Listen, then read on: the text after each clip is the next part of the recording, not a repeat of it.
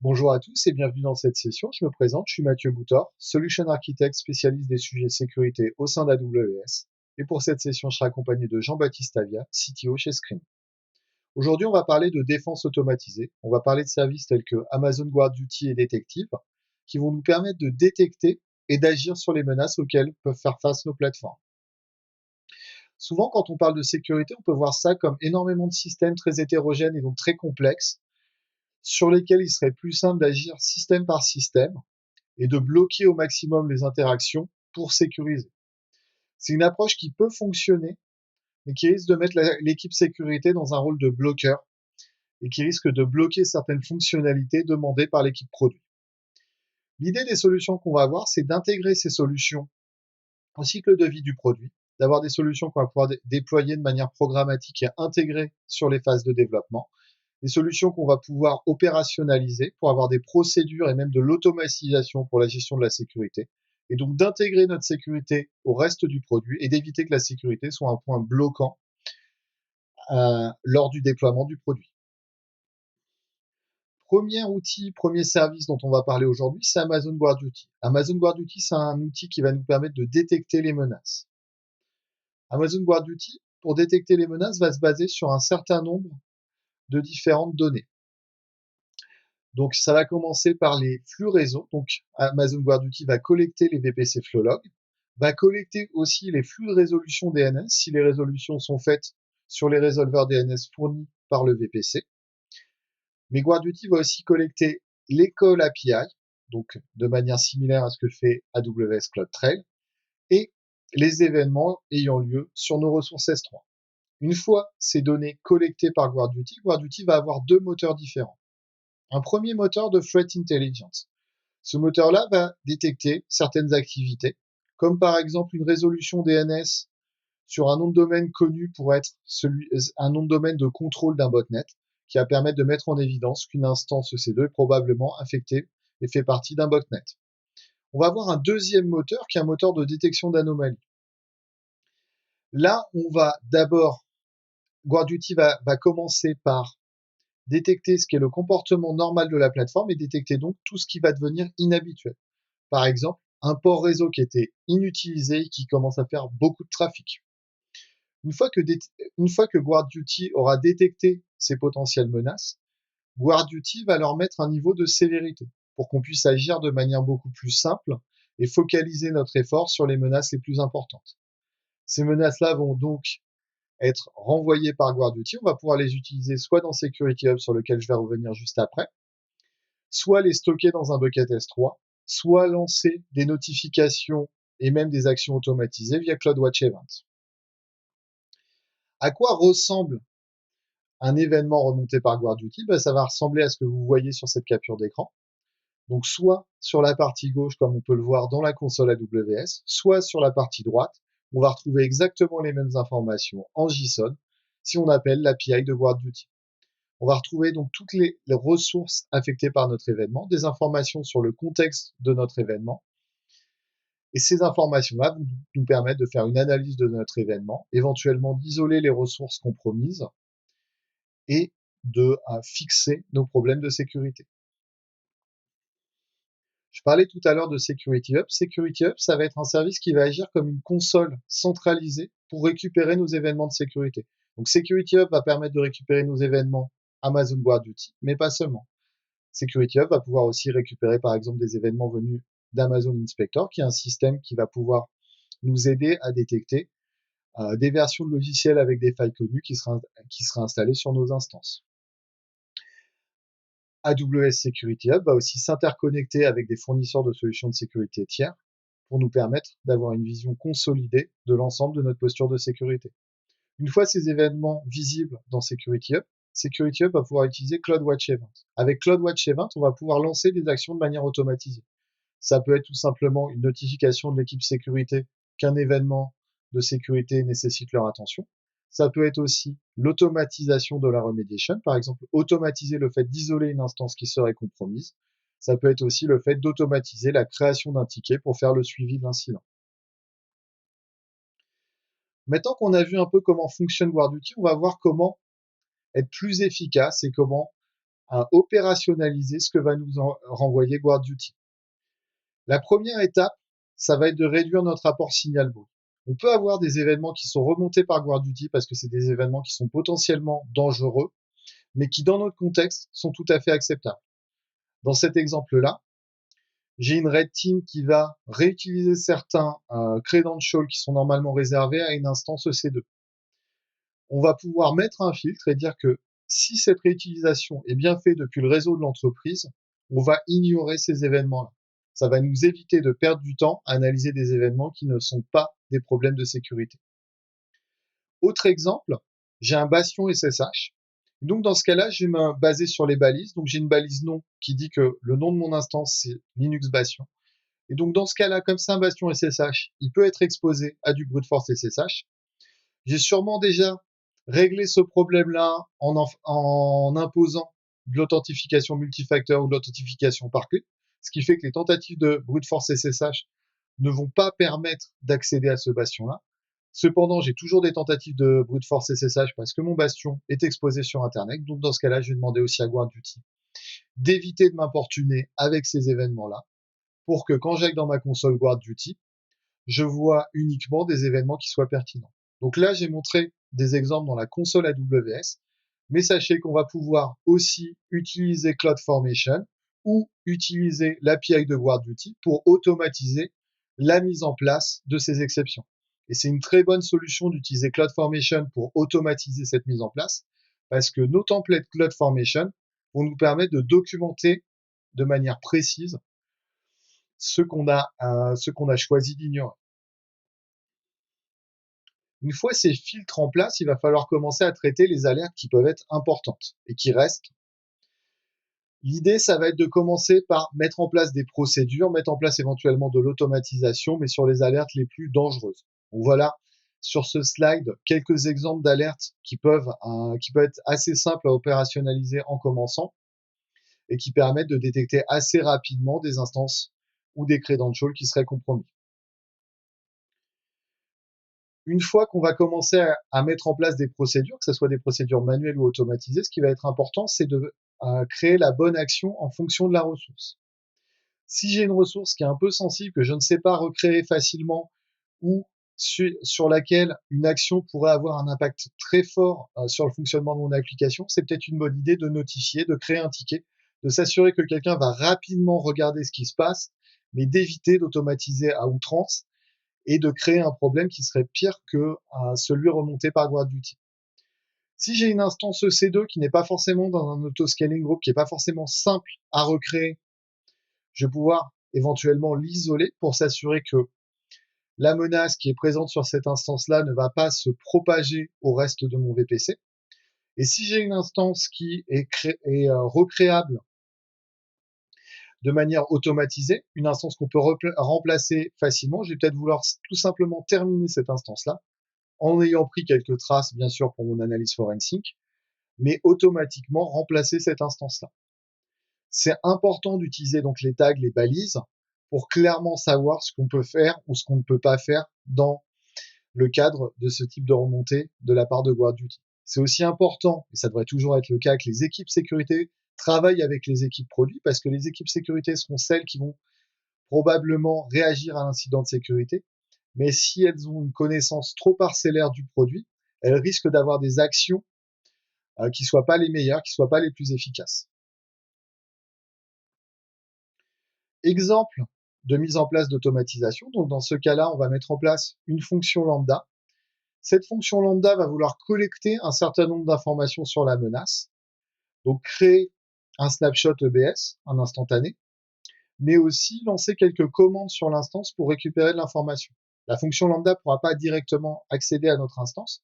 Donc, on va utiliser System Manager. Donc, System Manager, c'est un service AWS qui permet, via un agent installé sur nos instances EC2, de lancer par API certaines actions, que ce soit des actions prédéfinies ou que ce soit des actions qu'on envoie directement dans le call API. Donc, dans ce cas-là, on a créé un document System Manager avec des actions prédéfinies. On va lister les processus. On va effectuer une capture complète de ce qui se passe sur le réseau de l'instance. Et on va capturer aussi le contenu de la mémoire vive de l'instance pour voir éventuellement des malwares qui pourraient être chargés en mémoire, mais pas présents sur le disque EBS. Autre exemple d'automatisation, dans ce cas-là, on va utiliser aussi une fonction lambda pour isoler une instance. Donc on va commencer par retirer l'instance de son autoscaling group, par demander au répartiteur de charge, par exemple un Elastic Load Balancer, d'arrêter d'envoyer du trafic sur cette instance qui est potentiellement compromise. On va détacher le rôle IAM utilisé par l'instance pour éviter que cette instance fasse des calls API malicieux. On va créer un snapshot du volume EBS, puis on va modifier les groupes de sécurité, donc les security groups de l'instance, de manière à ce que cette instance ne soit plus capable de communiquer avec l'ensemble du VPC. Et éventuellement, on va rajouter une interface réseau pour que cette instance puisse être accessible depuis la machine qu'on utilisera pour faire l'analyse forensique. Une fois qu'on aura terminé cette analyse forensique, on pourra tout simplement terminer l'instance. Voilà un peu ce qu'on pouvait dire sur GuardDuty. Donc on a vu que GuardDuty est un outil simple à mettre en place, qu'on peut opérationnaliser de manière aussi relativement simple. On va pouvoir commencer par mettre en place des procédures manuelles, on va pouvoir très vite aller sur l'automatisation. J'ai beaucoup parlé de GuardDuty, je vais laisser Jean-Baptiste prendre le relais pour vous parler de Screen, qui utilise aussi GuardDuty, et vous expliquer aussi comment Screen peut fournir des services qui vont être complémentaires à ce que fournit Amazon GuardDuty sur la détection des menaces. Merci Mathieu. Voici comment la performance était mesurée il y a 5, 10 ou 15 ans. En bordure de réseau, dans des équipements tels qu'un load balancer ou un reverse proxy. L'information disponible était le temps de réponse de l'application, sans davantage de détails. Dans ces cas-là, difficile de mesurer et de déterminer quel composant de l'application faisait défaut ou subissait des problèmes de performance. Aujourd'hui, la mesure de la performance a été déplacée à l'intérieur de l'application et vous permet d'avoir une bien meilleure visibilité sur quel composant a été impacté. Diagnostiquer un problème de performance va donc être aussi simple que regarder ces solutions de monitoring et de constater quel est le composant impacté, quel est le composant qui prend du temps. La même chose est en train de se passer pour la sécurité. À l'époque, le type d'information dont nous bénéficions était cela, des logs HTTP bruts, sur lesquels il est possible de faire passer des patterns et des outils qui vont essayer de deviner si quelque chose ressemble à une attaque ou non. Mais difficile d'estimer l'impact d'une requête malicieuse sans se placer à l'intérieur de l'application.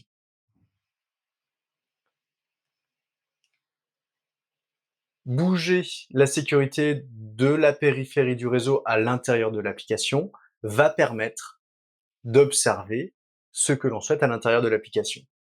Évidemment, les informations de type réseau, mais de façon plus précise, le contexte utilisateur. Est-ce qu'un utilisateur a été logué pour effectuer cette requête? Une commande exécutée? Est-ce qu'un shell a été exécuté? Est-ce qu'une requête SQL a été faite? Est-ce que du HTML a été généré? Et puis lorsqu'une vulnérabilité est détectée, il est trivial de capturer la stack trace de la vulnérabilité. Ces signaux de sécurité qui sont captables à l'intérieur d'une application en fonctionnement permettent de transporter différents types d'informations. Pourquoi est-ce qu'un signal a été collecté? Qu'est-ce qui a généré la collection de ce signal? Est-ce que quelque chose ressemblait à une attaque? Est-ce que quelque chose a exploité une vulnérabilité? A atteint une portion de code particulière? Quel est l'acteur qui est authentifié dans cette attaque? Est-ce qu'il s'agit d'un utilisateur? Est-ce qu'il s'agit d'une adresse IP qui est sur surveillance? Quel est la payload? Une requête SQL, un fichier ouvert, une connexion à une ressource S3? Quelle est la date à laquelle le signal a été collecté? Et où est-ce que ce signal a été collecté? Jusqu'à la ligne de code précise où l'attaque a eu lieu. C'est ce que Screen permet de faire.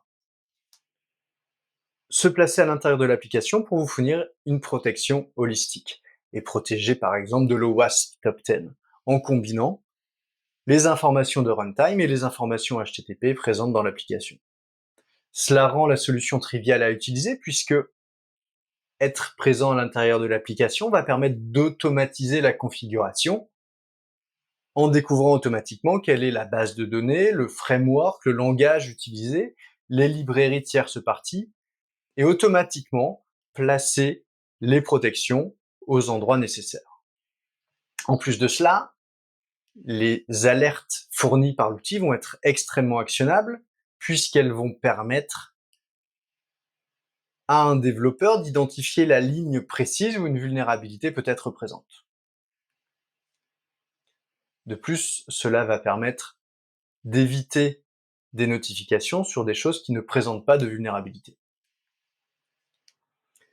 Intégrer Screen dans votre cycle de développement est trivial. L'installation se fait au niveau du code. Screen est donc présent vraiment dans l'application comme une simple dépendance. Le CI, le Continuous Deployment sont orthogonaux à cela, et lorsque l'application arrive en production, Screen est automatiquement actif et va donc permettre de monitorer la solution. Si les ops désirent créer des règles personnalisées pour protéger contre des menaces particulières, des règles customisables sont disponibles, et des playbooks qui vont permettre de réagir après une certaine logique et de bloquer certains acteurs ou d'obtenir des informations particulières. A contrario, toutes les vulnérabilités détectées sont actionnables puisque le fichier impacté, la ligne de code de la vulnérabilité sont présents et peuvent donc être transmis à l'équipe de développement qui va pouvoir régler la vulnérabilité à la racine. Cette solution permet donc de faire le lien entre les équipes de sécurité et les équipes de développement, puisque cet outil parle les deux langages. Le langage de sécurité, mais également le langage des développeurs, qui vont avoir toutes les informations nécessaires pour régler une vulnérabilité.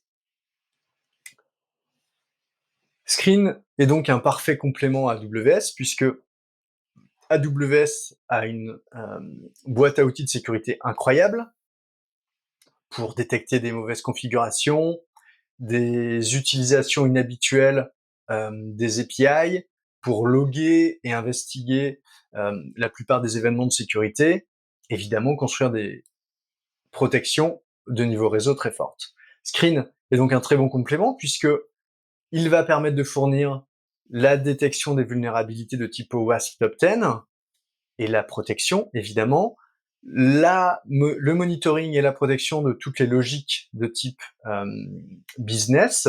Toute votre logique métier peut être surveillée à l'aide de Screen, et également les utilisateurs. Protection contre des vols de compte utilisateurs. La configuration est automatique, il n'y a donc pas de temps à perdre à configurer Screen pour chacune de vos applications. Et puis les rapports sont actionnables et directement pris en compte par les développeurs. Lorsque nous avons construit Screen, nous sommes extensivement reposés sur AWS pour des raisons de scalabilité, mais également pour des raisons de sécurité. Par exemple, nous avons pu isoler toutes nos ressources de façon bien plus forte que si nous avions utilisé d'autres moyens de construire notre production, à l'aide de VPC privés, de gateway NAT, d'applications load balancers. Mais nous avons également pu authentifier nos ressources internes à l'aide de Cognito, plaçable au niveau du load balancer. Et évidemment, chacune de nos ressources est chiffrée à Trust.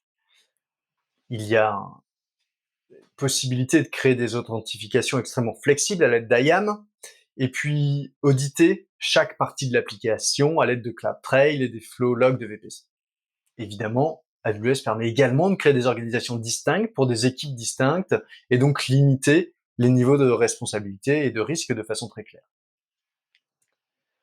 Nous utilisons beaucoup de ressources AWS pour aider notre monitoring de sécurité de l'infrastructure, par exemple Trusted Advisor ou GuardDuty, mais également CloudTrail Insights, qui nous permet de détecter des utilisations anormales d'API, et peut-être des brute force sur certaines ressources.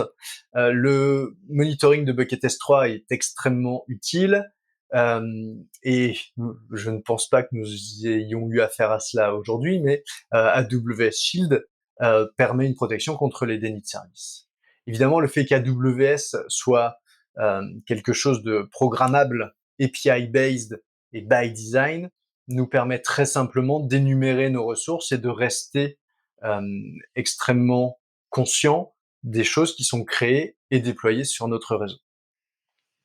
Et puis l'écosystème est incroyable puisque cette logique programmable nous permet de connecter AWS à beaucoup d'outils différents. Tout ce qui est documentation et best practice sont très très bien documentés au niveau AWS. Merci. Je vais laisser la main à Mathieu qui va nous parler justement d'une solution de sécurité AWS. Merci Jean-Baptiste. Maintenant qu'on a pu voir différentes méthodes pour détecter des menaces qui pouvaient arriver sur notre plateforme, on va voir comment on va pouvoir investiguer et analyser ces menaces pour trouver les causes racines, ce qu'on appelle aussi en anglais les root causes. Pour ce faire, on va utiliser un service qui s'appelle Amazon Detective et dont le but va être de nous simplifier ces tâches d'investigation et de nous faire gagner du temps sur nos investigations. Amazon Detective est un service qu'on va pouvoir activer de manière très simple. De manière similaire à GuardDuty, on va pouvoir activer Detective directement dans la console en un clic. Le seul prérequis sera d'avoir déjà activé GuardDuty.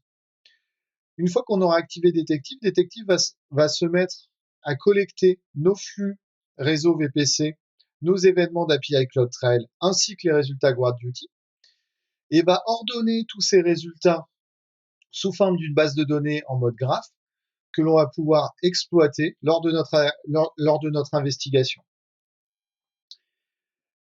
Plutôt que de rester théorique, je vous propose de passer à la pratique et de voir comment, dans un cas concret, Amazon Detective va pouvoir nous aider à faire une investigation sur un incident de sécurité. Donc, voici la console d'un compte de test sur lequel on a fait attention à générer beaucoup d'événements de sécurité. Donc, je vous rassure, ce n'est pas mon compte AWS sur lequel j'aurai beaucoup de soucis de sécurité. C'est un compte qu'on a dédié pour justement avoir des incidents de sécurité intéressants pour montrer le fonctionnement d'un service comme celui de Detective. Donc, pour commencer, on va aller dans Security Hub qui centralise un peu tous nos événements de sécurité, toutes nos informations importantes. Là, on voit qu'on a beaucoup d'événements. Donc, on va filtrer par sévérité et on va regarder les événements les plus sévères. Donc là, je vois que j'ai quand même un certain nombre d'événements différents. Je vais prendre un événement de réutilisation de Credential IAM et voir ce que GuardDuty a trouvé sur cet événement. Donc, je vois les différentes informations sur l'exfiltration de mes credentials qui auraient dû normalement uniquement être utilisées à l'intérieur de mon instance EC2. Et je peux cliquer sur Investiguer avec Detective. Et là, je me retrouve dans la console Detective directement sur les informations que Detective a pu relier à mon événement de sécurité. Premier point qui va me faire gagner du temps, je vois que plusieurs dizaines d'autres événements GuardDuty sont liés à cet événement-là. Donc j'ai gagné du temps sur mon tri d'événements. Ensuite, je peux regarder tous les call API qui ont été faits avec mes clés potentiellement compromises. Je vois qu'il y a clairement deux timelines dans mon incident. J'ai une première exploitation avec un peu moins de call API et une deuxième exploitation avec plus de call API. Je vais me concentrer pour ma recherche de la cause racine sur cette première partie de l'exploitation. Donc je vais changer ma timeline tout en haut pour être sûr que je n'ai des informations que sur cette première partie de l'exploitation qui est sûrement la plus intéressante. Et derrière, je vais pouvoir demander à Detective de me montrer ce qui a été observé comme nouveau pendant cet incident. Donc je vois que j'ai des calls API qui viennent d'une nouvelle localisation géographique, donc d'Ashburn aux États-Unis. Je vais pouvoir voir les différentes adresses IP qui ont été impliquées dans ces call API là, et je vais pouvoir avoir le détail, donc la clé temporaire du rôle IAM qui a été utilisé. Si je vais sur cette clé, donc je vais retrouver le rôle IAM qui a été utilisé. Je peux revenir pour poursuivre mon investigation, donc reprendre la liste de ces calls qui ont été faits depuis Ashburn aux États-Unis. Là, je vais pouvoir voir les différentes adresses IP qui ont été impliquées comme tout à l'heure, et je vais pouvoir voir aussi directement dans la console de détective tous les calls qui ont été faits par une adresse IP ou par une autre. Donc là, je vois par exemple que j'ai des calls relatifs à S3, on va rechercher des informations sur un bucket. Je peux voir aussi dans Détective depuis quel réseau ces calls ont été faits. Donc là, vu que c'est des calls qu'on a réalisés à but de test depuis Amazon, on voit que c'est le réseau Amazon. Et je vais pouvoir voir aussi quels ont été les agents qui ont fait ces différents calls. Donc là, je vois que c'est un agent de système manager parce que tout simplement, ces calls ont été automatisés dans le but de produire cette démo. Dans d'autres cas, on pourrait voir par exemple des outils de Red Team, on pourrait voir des outils ou d'autres outils d'exploitation. Donc, ce que m'a permis de faire Détective dans ce cas-là, ça a été de faire un premier tri des alertes. Par exemple, j'ai vu que sur un événement de réutilisation de Credential API, j'avais plusieurs dizaines d'autres événements qui avaient été vus par GuardDuty.